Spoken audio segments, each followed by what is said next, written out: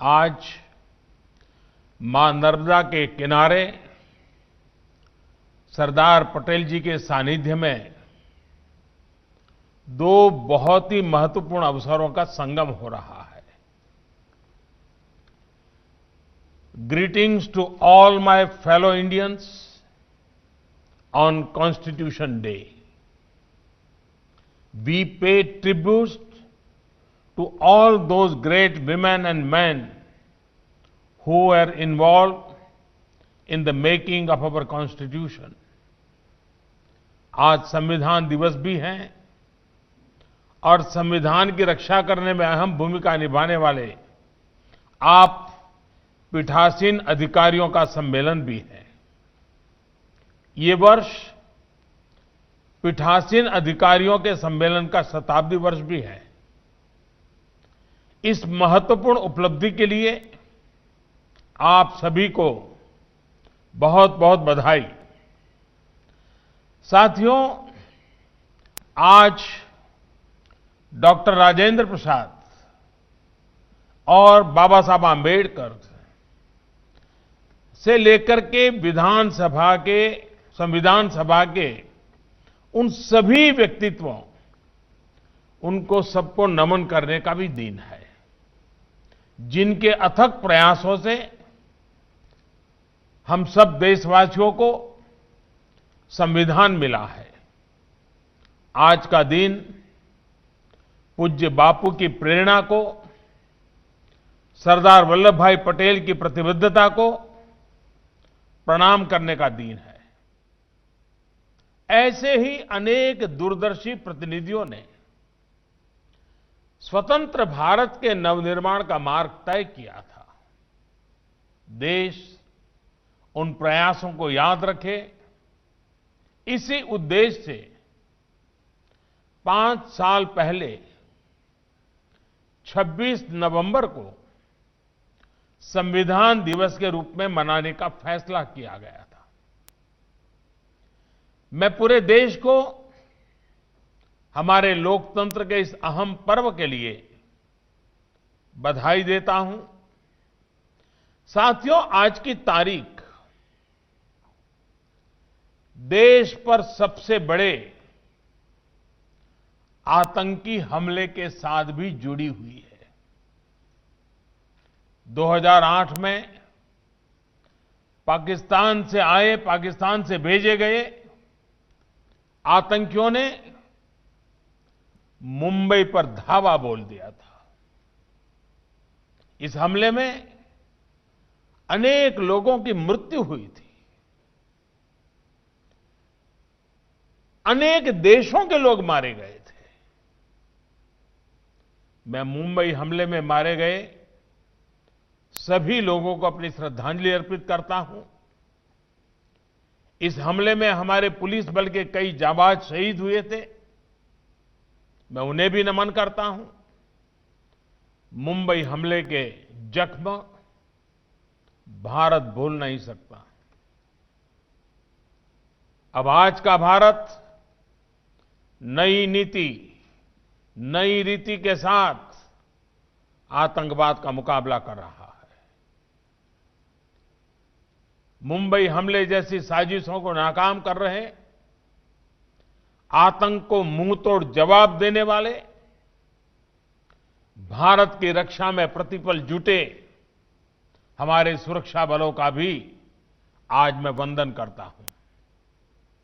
साथियों, as a presiding officers, you have a key role in our democracy.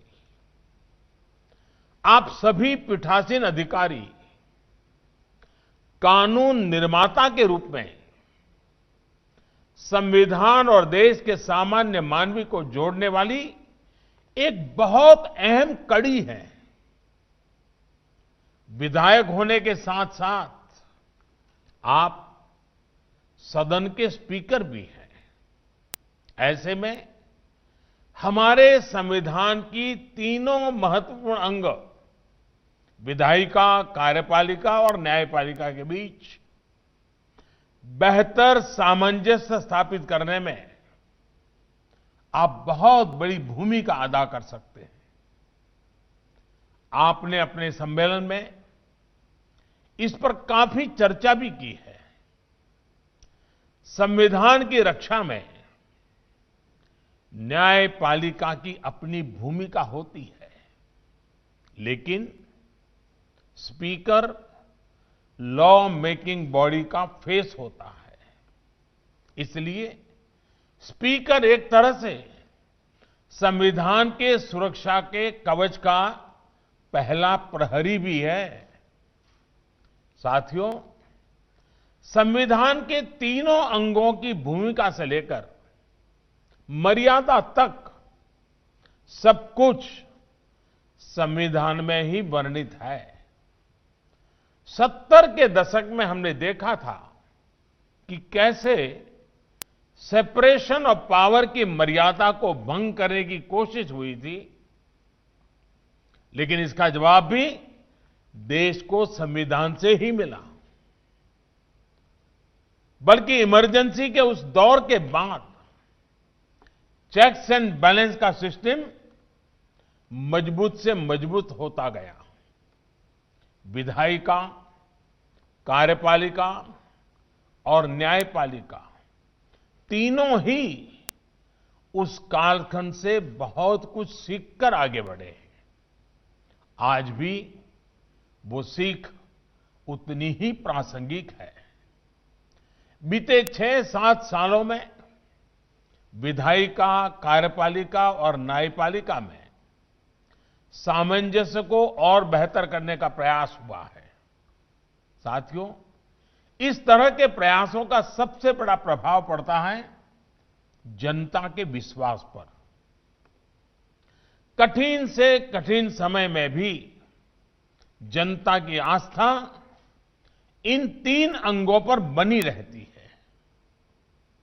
ये हमने इन दिनों इस वैश्विक महामारी के समय भी बखूबी देखा है। भारत की 130 करोड़ से ज्यादा जनता ने जिस परिपक्वता का परिचय दिया है, उसकी एक बड़ी वजह सभी भारतीयों का संविधान के तीनों अंगों पर पूर्ण विश्वास है। इस विश्वास को बढ़ाने के लिए निरंतर काम भी हुआ है। महामारी के इस समय में देश की संसद ने राष्ट्रहित से जुड़े कानूनों के लिए, आत्मनिर्भर भारत के लिए, महत्वपूर्ण कानूनों के लिए जो तत्परता और प्रतिबद्धता दिखाई है, वह भी अभूतपूर्व है। इस दौरान संसद के दोनों सदनों में तय समय से ज्यादा काम हुआ है। सांसदों ने अपने वेतन में भी कटौती करके अपनी प्रतिबद्धता जताई है। अनेक राज्यों के विधायकों ने भी अपने वेतन का कुछ अंश देकर कोरोना के खिलाफ लड़ाई में अपना सहयोग दिया है। I want to appreciate all these efforts. In the COVID times, these steps play a leading role in boosting public confidence. साथियों, कोरोना के इस समय में हमारी चुनाव प्रणाली की मजबूती भी दुनिया ने देखी है। इतने बड़े स्तर पर चुनाव होना, समय पर परिणाम आना, सुचारू रूप से नई सरकार का बनना, ये इतना भी आसान नहीं है। हमें हमारे संविधान से जो ताकत मिली है, वो ऐसे हर मुश्किल कार्यों को आसान बनाती है। हमारा संविधान 21वीं सदी में बदलते समय की हर चुनौती से निपटने के लिए हमारा मार्गदर्शन करता है। नई पीढ़ी के साथ उसका जुड़ाव बढ़े, ये दायित्व हम सभी पर है। आने वाले समय में संविधान 75 वर्ष की ओर तेज गति से आगे बढ़ रहा है। उसी प्रकार से आजाद भारत की 75 वर्ष का होना वाला है।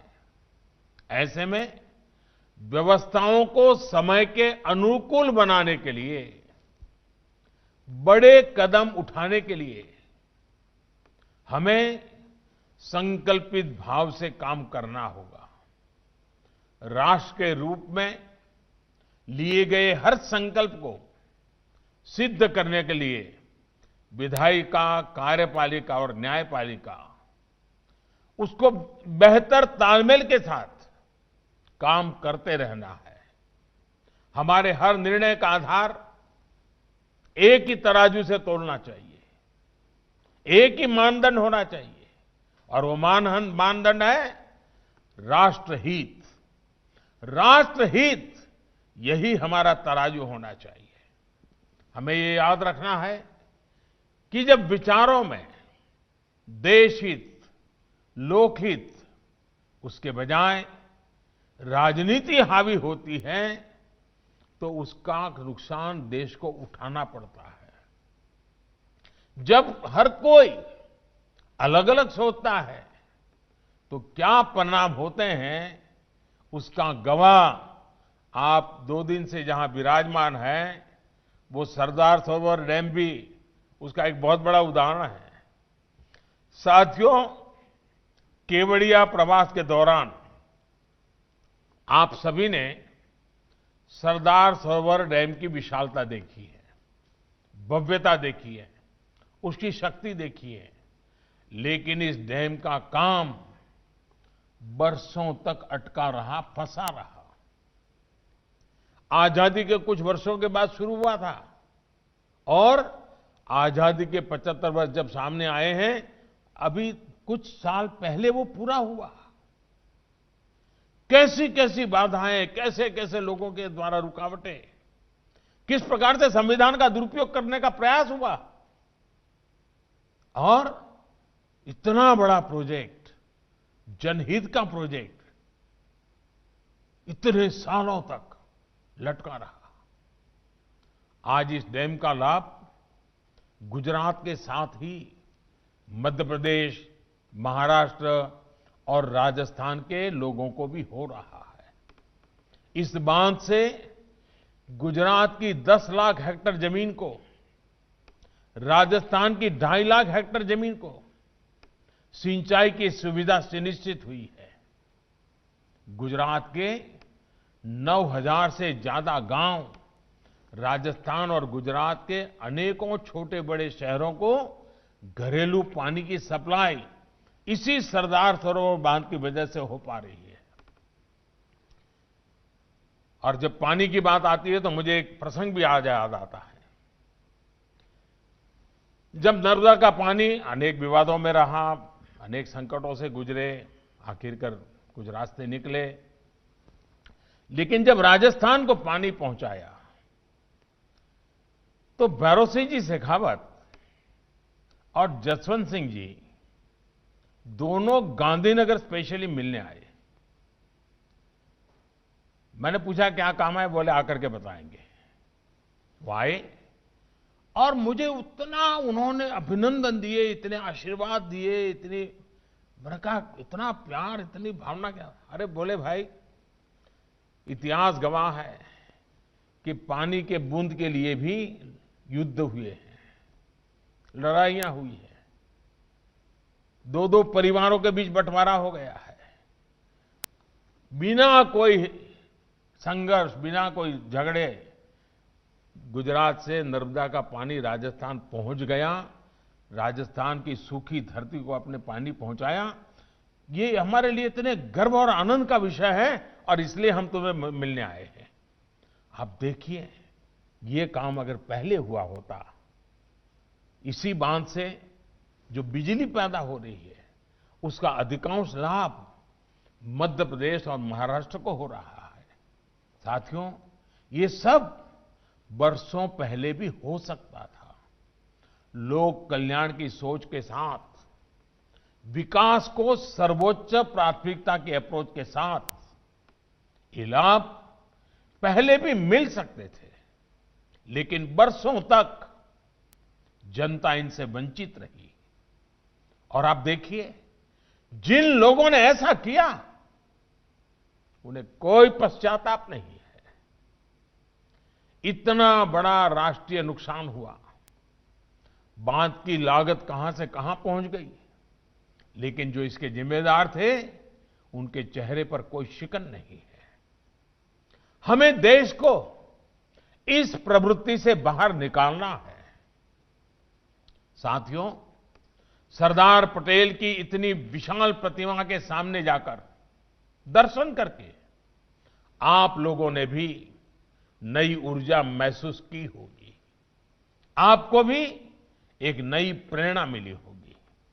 दुनिया की सबसे ऊंची प्रतिमा स्टैच्यू ऑफ यूनिटी, ये हर भारतीय का गौरव बढ़ाती है। और जब सरदार पटेल स्टैच्यू बना है, वो जनसंघ के मेंबर नहीं थे, भाजपा के मेंबर नहीं थे, कोई राजनीतिक छुआछूत नहीं। जैसे सदन में एक भाव की आवश्यकता होती है, वैसे देश में भी एक भाव की आवश्यकता होती है। ये सरदार साहब का स्मारक उस बात का जीता जागता सबूत है।